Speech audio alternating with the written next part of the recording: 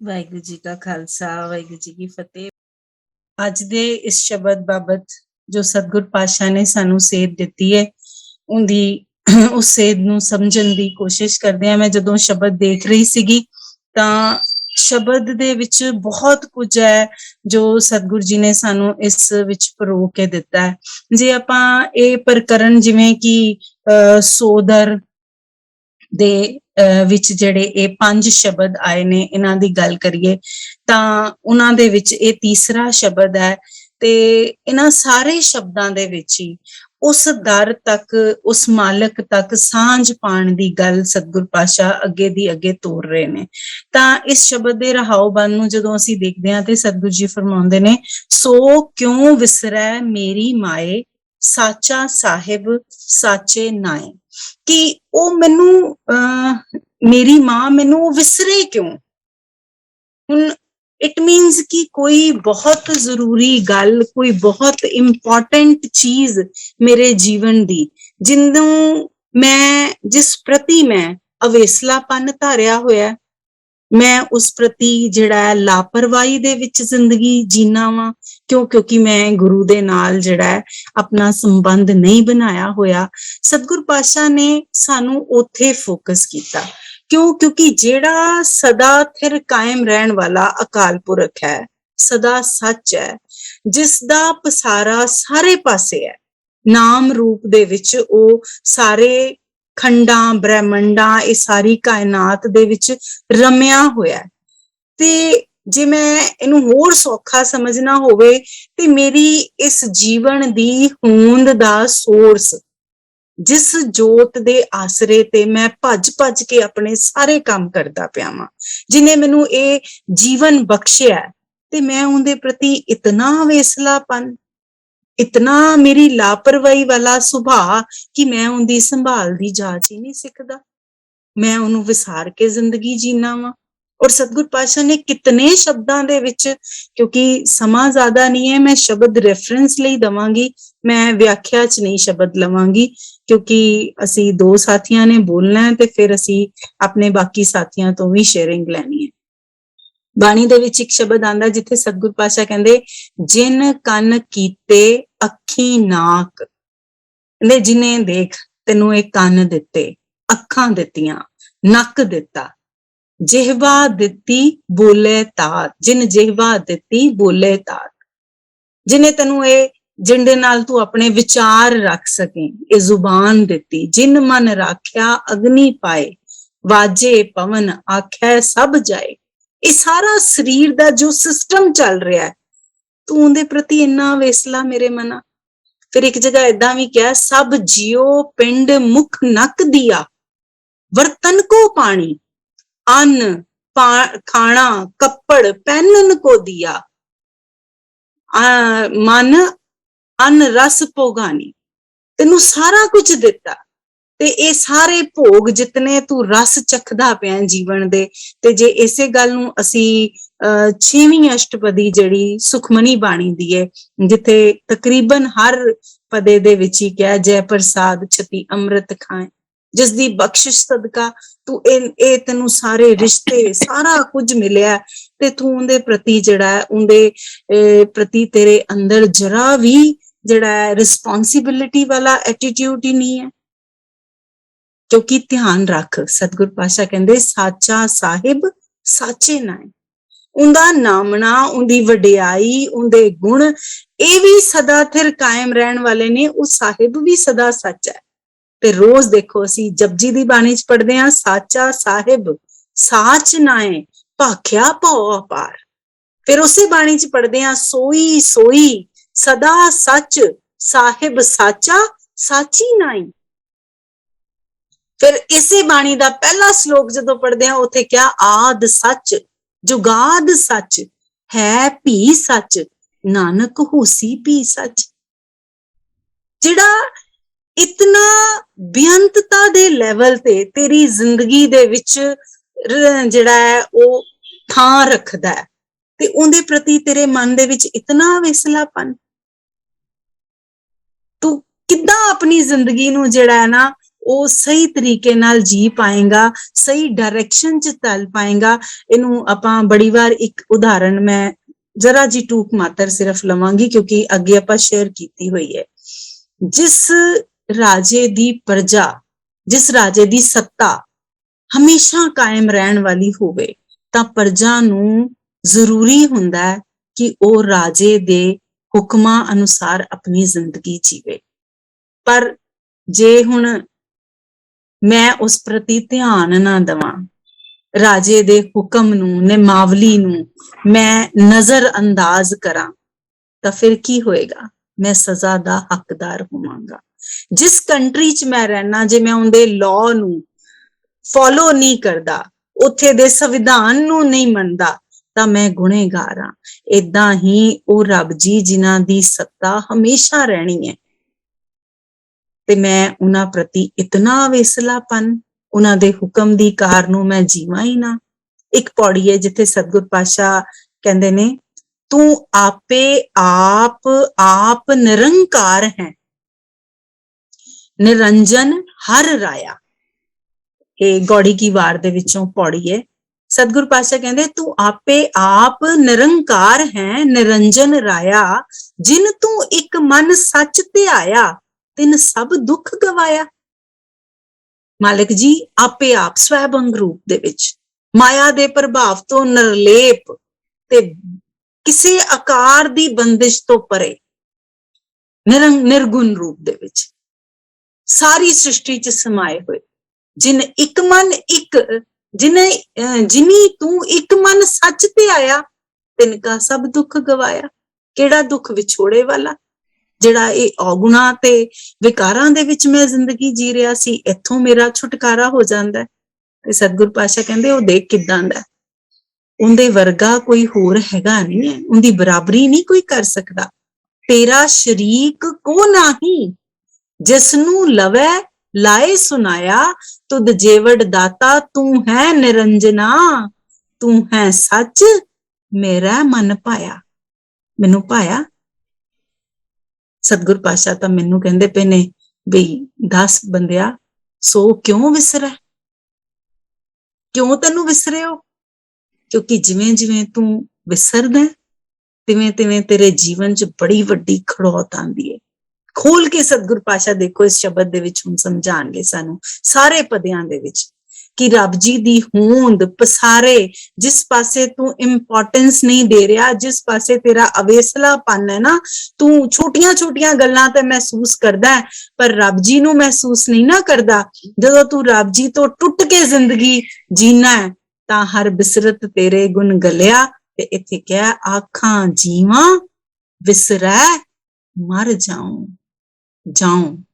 ਜੇ ਮੈਂ ਆਖਦਾ ਵਾਂ ਤੇ ਮੈਂ ਜੀਂਦਾ ਵਾਂ, ਤੇ ਜੇ ਮੈਂ ਵਿਸਾਰਦਾ ਵਾਂ ਤੇ ਮਰ ਜਾਂਦਾ ਵਾਂ। ਰੱਬ ਜੀ ਤੁਹਾਡਾ ਨਾਮ ਲੈ ਕੇ ਹੀ ਮੇਰਾ ਜੀਵਨ ਹੈ। ਔਰ ਭਾਈ ਗੁਰਦਾਸ ਜੀ ਨੇ ਨਾ ਬੜਾ ਪਿਆਰਾ ਇੱਕ ਜਗ੍ਹਾ ਕਿਹਾ, ਪਵਨ ਗੁਰੂ ਕਾ ਸ਼ਬਦ ਹੈ। ਬੰਦੇ ਦੇ ਸਵਾਸ ਚੱਲਦੇ ਆ ਨਾ, ਤਾਂ ਅਸੀਂ ਕਹਿੰਦੇ ਹਾਂ ਉਹ ਜਿੰਦਾ ਹੈ, ਹਰਕਤ ਵਿੱਚ ਹੈ, ਕੰਮਕਾਰ ਕਰ ਸਕਦਾ ਹੈ। ਪਰ ਜੇ ਸਵਾਸ ਮੁੱਕ ਜਾਣ ਤਾਂ ਮਿੱਟੀ ਦੀ ਢੇਰੀ ਹੈ। ਹੁਣ ਅੱਖਾਂ ਵੀ ਉਹੀ, ਹੱਥ ਵੀ ਉਹੀ, ਕੰਨ ਵੀ ਉਹੀ, ਹਰ ਗਿਆਨ ਇੰਦਰਾ ਕਰਮ ਇੰਦਰਾ ਉਹੀ ਹੈ, ਪਰ ਉਹ ਕਿਸੇ ਕੰਮ ਜੋਗਾ ਨਹੀਂ, ਕਿਉਂਕਿ ਸਵਾਸਾਂ ਦੀ ਲੈ ਜਿਹੜੀ, ਜਿਹਨੂੰ ਸਤਿਗੁਰ ਪਾਤਸ਼ਾਹ ਨੇ ਕਿਹਾ ਵਾਜਾ ਪਵਨ ਵਜਾਇਆ, ਮੁੱਕ ਗਿਆ ਤਾਂ ਕੋਈ ਵੈਲਿਊ ਹੀ ਨਹੀਂ ਰਹਿ ਗਈ, ਖਤਮ ਹੋ ਗਿਆ। ਏਦਾਂ ਹੀ ਜਦੋਂ ਜੀਵਨ, ਆਤਮਿਕ ਜੀਵਨ ਦੇ ਵਿੱਚੋਂ ਸਵਾਸ, ਗੁਰੂ ਵਾਲੇ ਸਵਾਸ ਮੁੱਕਦੇ ਨੇ ਨਾ, ਤਾਂ ਫਿਰ ਇਹ ਵੀ ਮੌਤ ਹੈ। ਭਾਈ ਗੁਰਦਾਸ ਜੀ ਕਹਿੰਦੇ ਨੇ, ਪਵਨ ਗੁਰੂ ਕਾ ਸ਼ਬਦ ਹੈ। ਕਿ ਜਿੱਦਾਂ ਜੀਵਨ ਦੇ ਲਈ ਸਵਾਸ ਜ਼ਰੂਰੀ ਨੇ ਸਰੀਰ ਦੇ ਲਈ, ਏਦਾਂ ਹੀ ਇਹ ਆਤਮਿਕ ਜੀਵਨ ਲਈ ਗੁਰੂ ਦਾ ਸ਼ਬਦ ਸਵਾਸ ਬਖਸ਼ਦਾ ਹੈ। ਸਤਿਗੁਰ ਪਾਤਸ਼ਾਹ ਕਹਿ ਰਹੇ, ਆਖਾਂ ਜੀਵਾਂ ਵਿਸਰੈ ਮਰ ਜਾਉ। ਸਾਡਾ ਜੀਵਨ ਸੱਚ ਤੌਰ ਤੇ ਨਾ ਮੱਛੀ ਦੀ ਨਿਆਈ ਹੈ। ਮੱਛੀ ਨੂੰ ਜਦ ਤੱਕ ਪਾਣੀ ਚੇਤੇ ਹੈ, ਉਹਦੇ ਨਾਲ ਉਹਦਾ ਸੰਬੰਧ ਹੈ, ਉਹ ਜਿੰਦੀ ਹੈ। ਪਾਣੀ ਤੋਂ ਬਾਹਰ ਕੱਢ ਦੋ, ਮੌਤ ਹੈ। ਬਨਸਪਤ ਹੈ, जे उहदे च पानी पै रहा है, हरियावल है, फुल ने, फल है, खेड़ा है, पर जे पानी ना पवे, धेन दुधे ते बाहरे उपजे ना ही दाम। उथे ये भी क्या है कि जल बिन शाख कुमलावती, जिवें पानी तो बिना बनस्पत सड़ जाती है, कुमला जाती है, तो उनका कोई लाभ प्राप्त नहीं हुंदा, ना फुल आंदे, ना पत्ते आंदे, ना उनदे तो कोई लाहा मिलदा।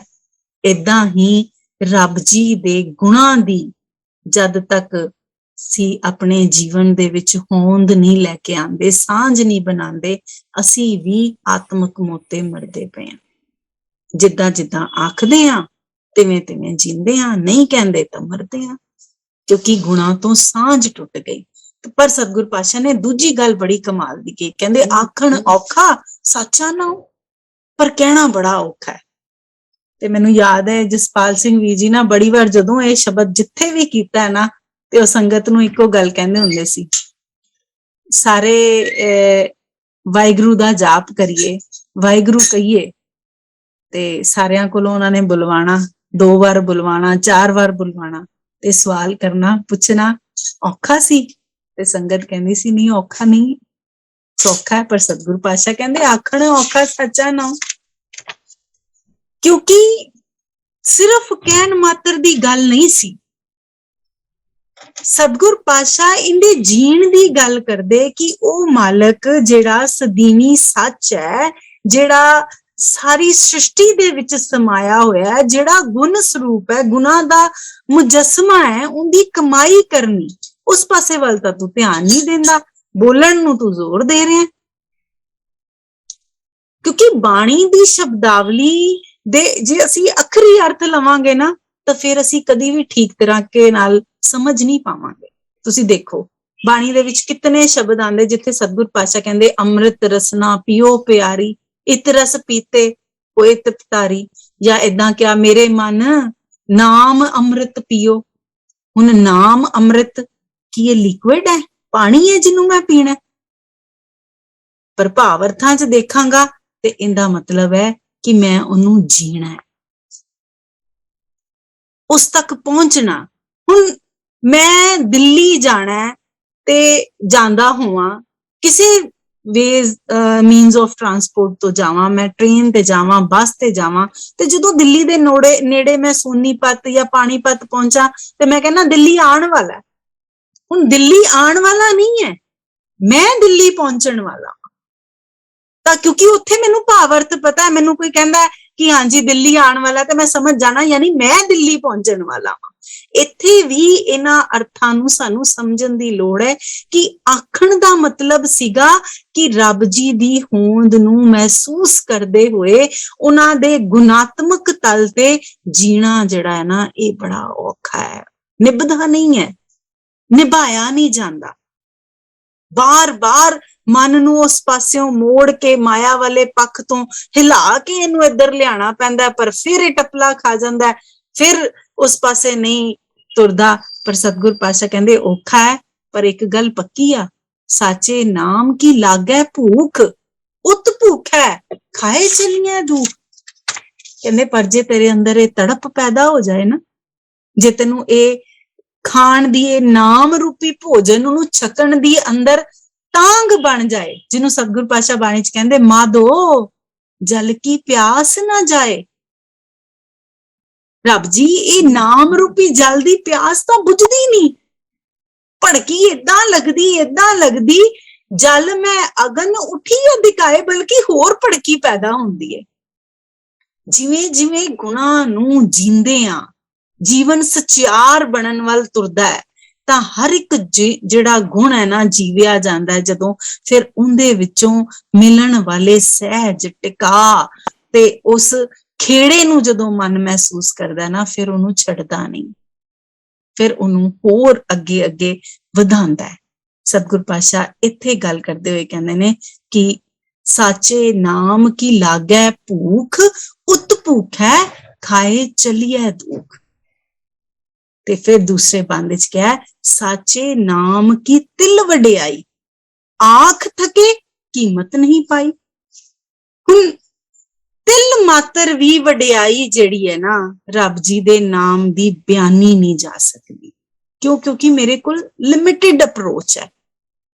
ਤਾਂ ਹੀ ਸਤਿਗੁਰ ਪਾਤਸ਼ਾਹ ਇੱਕ ਬੜਾ ਪਿਆਰਾ ਸ਼ਬਦ ਹੈ ਜਿੱਥੇ ਕਹਿੰਦੇ ਨੇ, ਤੇਰੇ ਗੁਣ ਗਾਵਾਂ ਦੇ ਬੁਝਾਈ, ਮੈਨੂੰ ਇੱਕ ਸਮਝ ਦੇ ਗੁਰਾ, ਇੱਕ ਦੇ ਬੁਝਾਈ, ਸਭਨਾ ਜੀਆਂ ਕਾ ਇੱਕ ਦਾਤਾ, ਸੋ ਮੈਂ ਵਿਸਰ ਨਾ ਜਾਈ। ਤੇ ਇੱਥੇ ਕਹਿੰਦੇ ਤੇਰੇ ਗੁਣ ਗਾਵਾਂ ਦੇ ਬੁਝਾਈ, ਮੈਨੂੰ ਸਮਝ ਬਖਸ਼, ਜੈਸੇ ਸੱਚ ਮੈਂ ਰਹੋ ਰਜ਼ਾਈ। ਮੈਨੂੰ ਚਾਹੀਦੀ ਜੁਗਤ, ਜਿਵੇਂ ਸੱਚ ਦੇ ਵਿੱਚ ਮੈਨੂੰ ਸਮਾਨ ਦੀ ਰਜ਼ਾ, ਤੇਰੇ ਹੁਕਮ ਤੇਰੀ ਰਜ਼ਾ ਵਿੱਚ ਰਾਜ਼ੀ ਰਹਿਣ ਦੀ ਮੈਨੂੰ ਜਾਚ ਆ ਜਾਏ।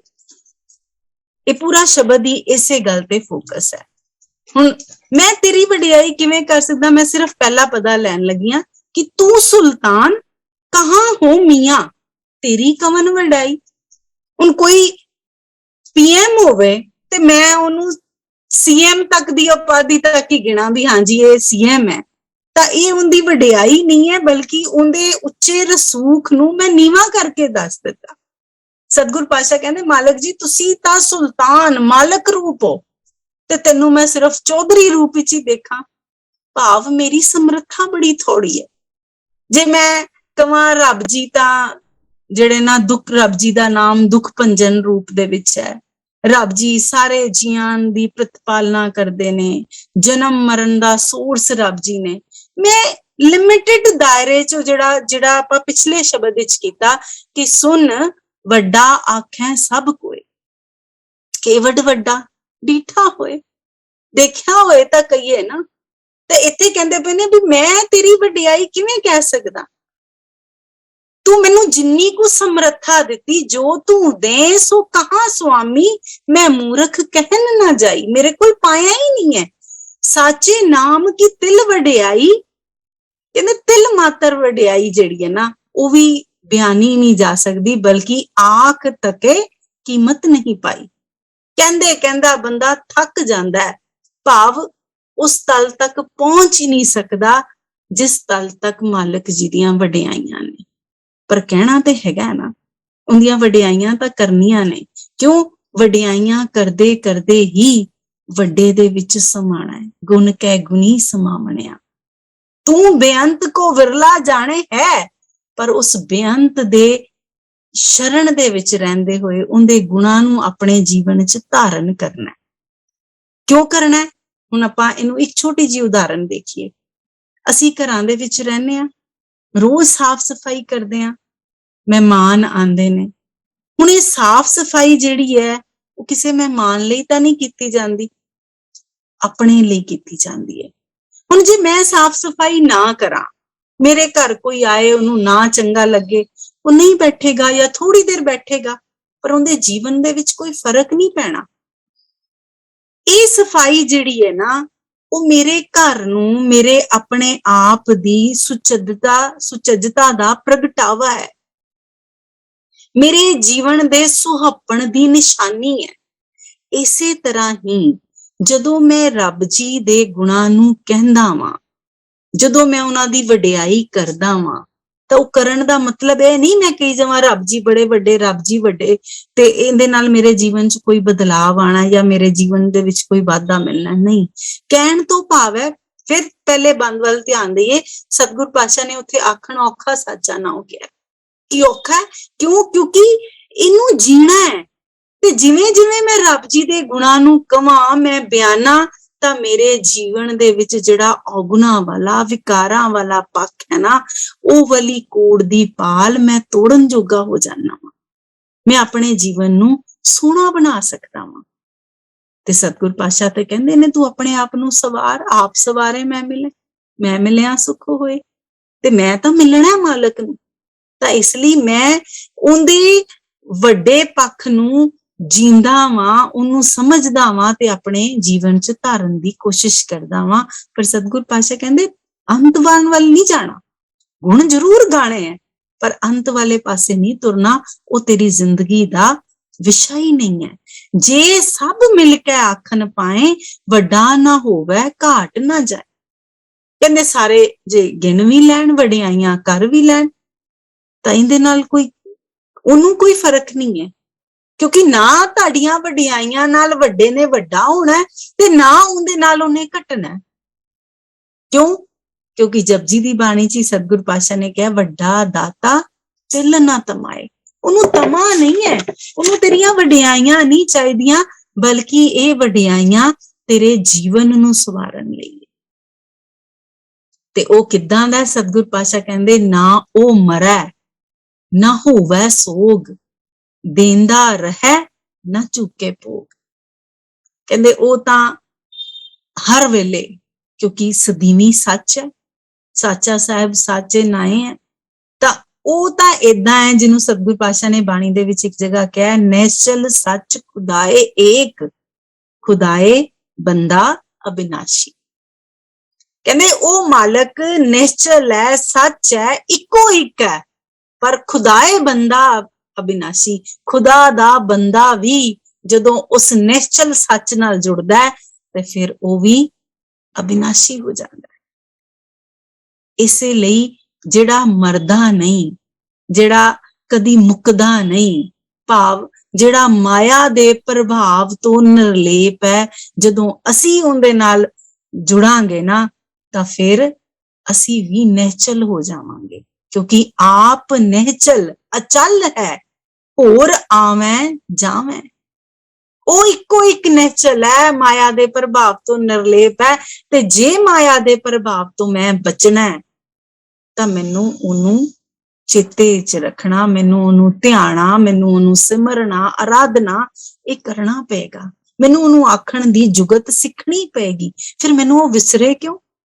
ਫਿਰ ਮੈਂ ਉਹਨੂੰ ਵਿਸਾਰ ਕੇ ਜ਼ਿੰਦਗੀ ਕਿਉਂ ਜੀਵਾਂ? ਇਤਨੀ ਇੰਪੋਰਟੈਂਸ। ਹੁਣ ਪਹਿਲੀ ਗੱਲ ਕਹੀ ਕਿ ਜਿਹਨੇ ਸਾਰਾ ਕੁਝ ਦਿੱਤਾ, ਜਿੰਦੇ ਕਰਕੇ ਸਾਰਾ ਕੁਝ ਹੈ, ਤੂੰ ਉਹਨੂੰ ਕਿਉਂ ਭੁਲਾਏ? ਦੂਜੀ ਗੱਲ ਕਹੀ ਕਿ ਉਹ ਤਾਂ ਸਦੀਵੀ ਸੱਚ ਹੈ, ਔਰ ਉਹਦੀਆਂ ਦਿੱਤੀਆਂ ਦਾਤਾਂ ਜਿਹੜੀਆਂ ਨੇ ਨਾ ਉਹ ਹਰ ਵੇਲੇ ਦੇਂਦਾ ਦੇ, ਲੈਂਦੇ ਥੱਕ ਪਾਏ, ਉਹ ਹਰ ਵੇਲੇ ਦੇ ਰਿਹਾ। ਉਹਦਾ ਦਿੱਤਾ ਕਦੀ ਮੁੱਕਦਾ ਹੀ ਨਹੀਂ। ਜਿਹਨੂੰ ਸਤਿਗੁਰ ਪਾਤਸ਼ਾਹ ਨੇ ਕਿਹਾ ਅਗਨਤ ਭਰੇ ਭੰਡਾਰੇ, ਉਹਦੇ ਭੰਡਾਰੇ ਤਾਂ ਅਗੰਤ ਭਰੇ ਹੋਏ ਨੇ, ਉਹਦੀ ਤੋਟ ਹੀ ਨਹੀਂ ਹੈ ਉਹਦੇ ਵਿੱਚ। ਹਰ ਵੇਲੇ ਬਖਸ਼ਿਸ਼ ਕਰਦਾ ਪਿਆ, ਹਰ ਵੇਲੇ ਦਿੰਦਾ ਪਿਆ, ਤੇ ਤੈਨੂੰ ਲੋੜ ਹੈ ਕਿ ਤੂੰ ਉਹਦੇ ਨਾਲ ਜੁੜ ਸਕੇ। ਤੇ ਫਿਰ ਅੱਗੇ ਸਤਿਗੁਰ ਪਾਤਸ਼ਾਹ ਕਹਿੰਦੇ ਗੁਣ ਇਹੋ ਹੋਰ ਨਾ ਹੀ ਕੋਏ, ਨਾ ਕੋ ਹੋਆ ਨਾ ਕੋ ਹੋਏ। ਉਹਦੇ ਜਿਤਨੇ ਗੁਣ ਗਿਣੇ ਜਾਂਦੇ ਨੇ ਨਾ, ਜਿਤਨੇ ਗੁਣ ਨੇ, ਉਹਦੇ ਚੋਂ ਇਹ ਸਭ ਤੋਂ ਵੱਡਾ ਗੁਣ ਹੈ ਕਿ ਉਹਦੇ ਵਰਗਾ ਕੋਈ ਨਹੀਂ ਹੈ। ਜਿਹੜਾ ਆਪਾਂ ਹੁਣੇ ਪੌੜੀ ਪੜੀ ਸੀ ਤੇ ਜਿੱਥੇ ਸਤਿਗੁਰ ਪਾਤਸ਼ਾਹ ਕਹਿੰਦੇ ਉਹਦਾ ਤੇ ਕੋਈ ਸ਼ਰੀਕ ਹੀ ਨਹੀਂ ਹੈ। ਤੇਰਾ ਸ਼ਰੀਕ ਕੋ ਨਹੀਂ, ਜਿਸਨੂੰ ਲਵੈ ਲਾਏ ਸੁਨਾਇਆ। ਤੇਰੇ ਵਰਗੀ ਕੋਈ ਬਰਾਬਰੀ ਕੋਈ ਕਰਨ ਜੋਗਾ ਹੋਵੇ, ਤੇਰੇ ਬਰਾਬਰ ਖੜਨ ਜੋਗਾ ਹੋਵੇ। ਹੁਣ ਦੁੱਧ ਵਰਗਾ ਚਿੱਟਾ ਹੋਵੇ ਤੇ ਅਸੀਂ ਕਹਿੰਦੇ ਆ ਜੀ ਚਿੱਟਾ ਹੈ ਜੀ, ਦੁੱਧ ਵਰਗਾ ਚਿੱਟਾ। ਕਾਲੇ ਦੀ ਤਰਜੀਹ ਦੇਣੀ ਤੇ ਅਸੀਂ ਕਹਿੰਦੇ ਆ ਕੋਲੇ ਵਰਗਾ ਕਾਲਾ। ਪਰ ਰੱਬ ਵਰਗਾ ਕੌਣ? ਜੈਸਾ ਤੂੰ ਤੈਸਾ ਤੂੰ ਹੈ, ਕਵਨ ਉਪਮਾ ਦੀਜੇ। ਕਿਹਦੇ ਨਾਲ ਮੈਂ ਤਰਜੀਹ ਦੇ ਕੇ ਕਵਾਂ ਕਿ ਰੱਬ ਜੀ ਤੁਸੀਂ ਏਦਾਂ ਦੇ ਹੋ? ਕਿਉਂਕਿ ਉਹਦਾ ਗੁਣ ਹੀ ਇਹੀ ਹੈ, ਉਹਦੇ ਵਰਗਾ ਕੋਈ ਨਹੀਂ ਹੈਗਾ। ਤੇ ਉਹ ਤੇ ਹੈਗਾ ਹੀ ਹੈਗਾ। ਨਾਲ ਸਤਿਗੁਰ ਪਾਤਸ਼ਾਹ ਕਹਿੰਦੇ ਜੇਵੜ ਆਪ ਤੇਵੜ ਤੇਰੀ ਦਾਤ। ਜਿਤਨੇ ਵੱਡੇ ਰੱਬ ਜੀ ਨੇ ਨਾ, ਉਹਨਾਂ ਦੀਆਂ ਦਾਤਾਂ ਵੀ ਬੜੀਆਂ ਵੱਡੀਆਂ ਨੇ। ਬਹੁਤ ਵਾਰ ਅਸੀਂ ਇੰਨੀ ਕੁ ਪੰਕਤੀ ਨੂੰ ਜਦੋਂ ਦੇਖਦੇ ਆ ਨਾ, ਤੇ ਜਿਵੇਂ ਆਪਾਂ ਪਹਿਲੇ ਵੀ ਗੱਲ ਕੀਤੀ ਕਿ ਜਿੰਨ ਅੱਖ ਕੀਤੇ ਜਿਹੜੇ ਸਾਰੇ ਸਰੀਰਕ ਤਲ ਤੇ ਅਸੀਂ ਦੇਖਦੇ ਆ, ਪਰ ਜਦੋਂ ਅਸੀਂ ਇਹਨੂੰ ਗੁਣਾਂ ਦੇ ਤਲ ਤੇ ਦੇਖੀਏ ਨਾ ਤੇ ਫਿਰ ਬੜੀ ਗਹਿਰਾਈ ਦੇ ਨਾਲ ਸਾਨੂੰ ਸਮਝ ਆਉਂਦੀ ਹੈ ਕਿ ਮਾਲਕ ਜੀ ਕਿਤਨੇ ਬੇਅੰਤ ਨੇ, ਕਿਤਨਾ ਕੁਝ ਬਖਸ਼ਦੇ ਪਏ ਨੇ। ਜਦੋਂ ਜਪਜੀ ਦੀ ਬਾਣੀ 'ਚ ਇਸੇ ਗੱਲ ਨੂੰ ਅਸੀਂ ਸਮਝਣ ਦੀ ਕੋਸ਼ਿਸ਼ ਕਰਦੇ ਹਾਂ ਤੇ ਉੱਥੇ ਸਤਿਗੁਰ ਪਾਤਸ਼ਾਹ ਕਹਿੰਦੇ ਨਾਨਕ ਨਿਰਗੁਣ ਗੁਣ ਕਰੇ, ਗੁਣਵੰਤਿਆਂ ਗੁਣ ਦੇ, ਇਤਨੀ ਬਖਸ਼ਿਸ਼ ਕਰਦੇ ਨੇ। ਹੁਣ ਹਰ ਇੱਕ ਪੰਕਤੀ ਦੇ ਵਿੱਚ ਦੀ ਜਿਹੜੀ ਪੰਕਤੀ ਹੈ ਨਾ, ਤੁਸੀਂ ਇਹਨੂੰ ਰਹਾਓ ਬੰਦ ਨਾਲ ਜਦੋਂ ਜੋੜ ਕੇ ਦੇਖੋਗੇ ਨਾ, ਅੱਛਾ ਰੱਬ ਜੀ ਏਦਾਂ ਦੇ ਨੇ, ਫਿਰ ਸੋ ਕਿਉਂ ਵਿਸਰੇ? ਨਾ ਉਹ ਮਰੇ ਨਾ ਹੋਵੇ ਸੋਗ, ਦਿੰਦਾ ਰਹੇ ਨਾ ਚੁੱਕੇ ਭੋਗ। ਉਹਦੇ ਦਿੱਤੀਆਂ ਦਾਤਾਂ ਕਦੀ ਮੁੱਕਦੀਆਂ ਨਹੀਂ, ਨਾ ਉਹ ਜੰਮਦਾ ਨਾ ਮਰਦਾ, ਕਦੀ ਖਤਮ ਹੀ ਨਹੀਂ ਹੁੰਦਾ, ਫਿਰ ਸੋ ਕਿਉਂ ਵਿਸਰੇ? ਗੁਣ ਇਹੋ ਹੋਰ ਨਾ ਹੀ ਕੋਏ, ਨਾ ਕੋ ਹੋਆ ਨਾ ਕੋ ਹੋਏ, ਸੋ ਕਿਉਂ ਵਿਸਰੇ? ਇਹ ਹਰ ਇੱਕ ਪੰਕਤੀ ਚ ਸਤਿਗੁਰ ਪਾਤਸ਼ਾਹ ਨੇ ਸਾਨੂੰ ਰੱਬ ਜੀ ਦੀਆਂ ਕੁਆਲਿਟੀਜ਼ ਦੇ ਕੇ ਅਸਲ ਗੱਲ ਸਮਝਾਈਏ ਵੀ ਦੱਸ, ਜਿਸ ਚੀਜ਼ ਦੀ ਇਤਨੀ ਇੰਪੋਰਟੈਂਸ ਤੇਰੇ ਜੀਵਨ ਚ ਹੋਵੇ ਤੇ ਤੂੰ ਉਹਨੂੰ ਵਿਸਾਰ ਕੇ ਬੈਠਾ ਹੋਵੇਂ, ਤੂੰ ਉਹਦੇ ਪ੍ਰਤੀ ਅਵੇਸਲਾਪਨ ਜਿਹੜਾ ਹੈ ਜੀਵਨ ਦੇ ਵਿੱਚ ਰੱਖਿਆ ਹੋਵੇ ਵੀ ਠੀਕ ਹੈ ਅੱਜ ਕਰ ਲਾਂਗੇ, ਕੱਲ ਗੁਰੂ ਦੀ ਗੱਲ ਸੁਣ ਲਾਂਗੇ, ਕੋਈ ਗੱਲ ਨਹੀਂ, ਹਜੇ ਤਾਂ ਖੇਡਣ ਦੀ ਉਮਰ ਹੈ, ਹਜੇ ਤਾਂ ਬੜਾ ਸਮਾਂ ਪਿਆ, ਹਜੇ ਤਾਂ ਬੱਚੇ ਪੜ੍ਹਾਣੇ, ਇਹਨਾਂ ਨੂੰ ਸੈੱਟ ਕਰਨਾ, ਫਿਰ ਪਿਛਲੀ ਉਮਰੇ ਸੋਚਾਂਗੇ। ਅਸੀਂ ਤਾਂ ਇਹੀ ਸੋਚਦੇ ਰਹੇ। ਸਤਿਗੁਰ ਪਾਤਸ਼ਾਹ ਨੇ ਕਿਤਨੀਆਂ ਕਹਿੰਦੇ ਕਿ ਇਹ ਦੇਖ ਜੇਵੜ ਆਪ ਤੇਵੜ ਤੇਰੀ ਦਾਤ, ਜਿਨ ਦਿਨ ਕਰਕੇ ਕੀਤੀ ਰਾਤ। ਫਿਰ ਅਖੀਰ ਨਿਚੋੜ ਦੇ ਦਿੱਤਾ, ਖਸਮ ਵਿਸਾਰੈ ਤੇ ਕਮਜਾਤ। ਕਮਜਾਤ ਮੀਨਸ ਕਮੀਨੀ ਜਾਤ, ਨੀਵੀਂ ਜਾਤ। ਸਤਿਗੁਰ ਪਾਤਸ਼ਾਹ ਇੱਕ ਜਗ੍ਹਾ ਬੜਾ ਪਿਆਰਾ ਕਹਿੰਦੇ ਨੇ, ਬਿਨ ਨਾਮੈ ਸਭ ਨੀਚ ਜਾਤ ਹੈ, ਵਿਸ਼ਟਾਕਾ ਕੀੜਾ ਹੋਏ। ਕਹਿੰਦੇ ਨਾਮ ਨਹੀਂ ਨਾ ਪੱਲੇ, ਗੁਣ ਨਹੀਂ ਪੱਲੇ, ਤਾਂ ਫਿਰ ਤੂੰ ਨੀਵੀਂ ਜਾਤ ਹੈ। ਜਿਹੜਾ ਇੱਕ ਨਾਨਕ ਨਾਮੈ ਬਾਜ ਸਨਾਤ, ਨਾਮ ਤੋਂ ਬਿਨਾ ਤੂੰ ਸਨਾਤ ਹੀ ਹੈ। ਤੇ ਇਹ ਵਰਨ ਵੰਡ ਦੇ ਅਧੀਨ, ਜਿਵੇਂ ਬ੍ਰਾਹਮਣ, ਵੈਸ਼, ਸ਼ੂਦਰ, ਖੱਤਰੀ, ਇਹ 4 ਵਰਨ ਵੰਡ ਚੋਂ ਸ਼ੂਦਰਾਂ ਨੂੰ ਸਭ ਤੋਂ ਨੀਵੀਂ ਜਾਤ ਗਿਣਿਆ ਗਿਆ। ਪਰ ਸਤਿਗੁਰ ਪਾਤਸ਼ਾਹ ਕਹਿੰਦੇ ਜਿੰਦੇ ਕੋਲ ਨਾਮ ਨਹੀਂ ਉਹ ਸਨਾਤ ਹੈ। ਤੇ ਸ਼ੂਦਰਾਂ ਦੀਆਂ ਵੀ ਅੱਗੋਂ ਸਬ ਕਾਸਟ ਨੇ, ਜਿਵੇਂ ਬ੍ਰਾਹਮਣ ਦੇ ਵਿੱਚ ਸਾਰਸਵਤ ਬ੍ਰਾਹਮਣ ਆਉਂਦੇ ਨੇ, ਫਿਰ ਬਾਕੀ ਬ੍ਰਾਹਮਣਾਂ ਦੀ ਗਿਣਤੀ ਆਉਂਦੀ, ਉਹਨਾਂ ਦੀਆਂ ਕੈਟਾਗਰੀਜ਼ ਨੇ। ਹਰ ਜਾਤ ਦੀਆਂ ਅੱਗੋਂ ਸਬ ਕਾਸਟ ਜਿਹੜੀਆਂ ਆ ਜਾਂਦੀਆਂ ਨਾ, ਏਦਾਂ ਹੀ ਸਨਾਤ ਉਹ ਕਾਸਟ ਗਿਣੀ ਗਈ ਏ ਜਿਹੜੀ ਸ਼ੂਦਰਾਂ ਦੀ ਵੀ ਚਾਕਰੀ ਕਰਦੀ ਹੈ। ਸ਼ੂਦਰ ਬਾਕੀ 3 ਜਾਤੀਆਂ ਦੀ ਚਾਕਰੀ ਕਰਦੇ ਨੇ, ਪਰ ਉਹਨਾਂ ਦੇ ਵਿੱਚੋਂ ਵੀ ਨੀਵੀਂ ਜਾਤ ਜਿਹੜੀ ਏ ਇਹ ਉਹਨਾਂ ਨੂੰ ਗਿਣਿਆ ਗਿਆ। ਤੇ ਉਹਨਾਂ ਨੂੰ ਜਿਹੜਾ ਸਮਾਜਿਕ ਪੱਧਰ ਤੇ ਗੁਰੂ ਸਾਹਿਬ ਨਹੀਂ ਗਿਣ ਰਹੇ। ਗੁਰੂ ਸਾਹਿਬ ਤੇ ਕਹਿੰਦੇ ਜਿੰਨੇ ਜਿਹੜਾ ਮਨੁੱਖਤਾ ਦੇ ਤਲ ਤੇ ਨਹੀਂ ਨਾ ਜੀਂਦਾ, ਮੇਰੇ ਲਈ ਤੇ ਉਹ ਸਨਾਤ ਹੀ ਹੈ।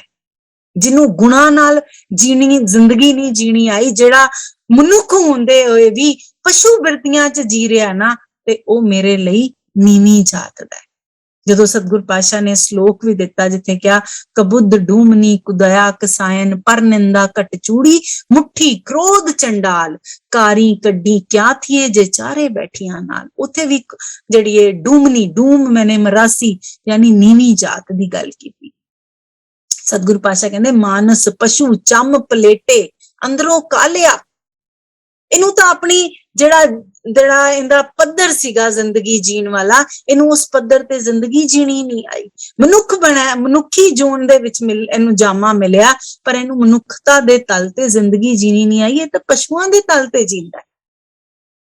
ਹੁਣ ਸਰੀਰ ਪਸ਼ੂਆਂ ਕੋਲ ਵੀ ਹੈ, ਤੇਰੇ ਕੋਲ ਵੀ ਹੈ, ਕਾਹਦੀ ਵਡਿਆਈ ਜੇ ਤੇਰੇ ਅੰਦਰ ਸਤ ਨਹੀਂ, ਸੰਤੋਖ ਨਹੀਂ, ਦਇਆ ਨਹੀਂ, ਧਰਮ ਨਹੀਂ। ਕਿਉਂ ਨਹੀਂ? ਕਿਉਂਕਿ ਤੂੰ ਸੋ ਕਿਉਂ ਵਿਸਰੇ ਕੀਤਾ ਗਿਆ, ਵਿਸਾਰਿਆ ਹੋਇਆ ਉਹਨੂੰ, ਤਾਂ ਹੀ ਅੰਦਰੋਂ ਕਾਲਾ ਹੈ, ਤਾਂ ਹੀ ਤੇਰੇ ਜੀਵਨ ਦੇ ਵਿੱਚ ਤੇਰਾ ਇਖਲਾਕ ਜਿਹੜਾ ਉਹ ਨੀਵੇਂ ਪੱਧਰ ਤੇ ਚਲਾ ਗਿਆ। ਤੈਨੂੰ ਮਾਲਕ ਵੱਲੋਂ ਬਖਸ਼ੀ ਜੀਵਨ ਜਾਚ ਜਿਹੜੀ ਹੈ ਨਾ, ਉਹਦੇ ਪ੍ਰਤੀ ਅਵੇਅਰਨੈਸ ਨਹੀਂ ਹੈ ਤੇਰੇ ਵਿੱਚ।